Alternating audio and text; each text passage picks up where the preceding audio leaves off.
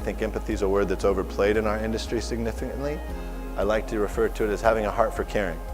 And when I ran hospitals for 10 years as a CEO, when I interviewed people, regardless of what the position was, by the time that resume made it to my desk, I knew they were qualified. I would give it a 30-second look and I would push it aside and I'd ask them a couple questions because I wanted to hear their story. If I asked them 3 questions and I hadn't heard their story, they weren't the right candidate for me.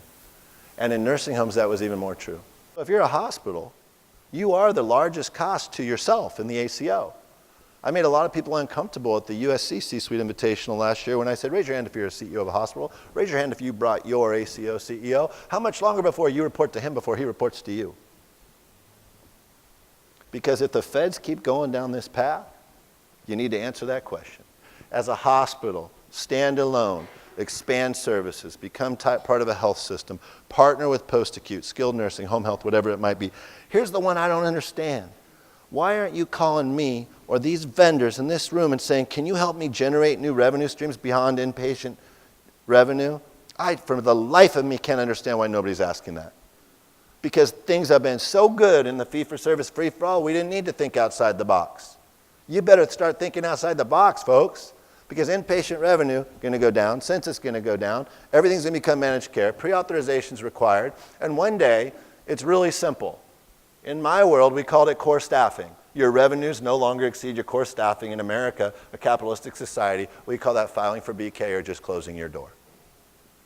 That is a certainty that your revenues will go down in this new model. So how are you approaching that?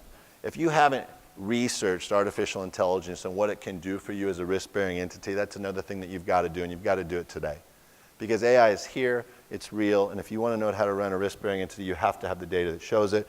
The former CMS Innovation Center director from about 5 years ago started a company called Patient Ping, which all over your community, anytime somebody shows up at one of your facilities, it sends a ping to everybody to say, hey, this patient just popped over here.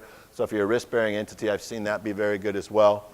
I was sharing with somebody this morning that Abbott Nutrition has a voucher program that's free to the hospital that gives people free Ensure when they get home and tells them how to access it because it's keeping people out of the hospital. Remember, you're paying for these unnecessary hospitalizations. There is a fine line between patient choice and steering. They are not the same thing.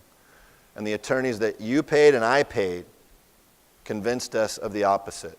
They said, oh, you can't steer patients to this nursing home or that nursing home because they have a choice. 2 totally separate things. Let me summarize it for you. This is America. HMO or not, you can go wherever you want. You always will. That will never, ever change. You might have to pay a little more, but you can go there. That's patient choice. Will never go away.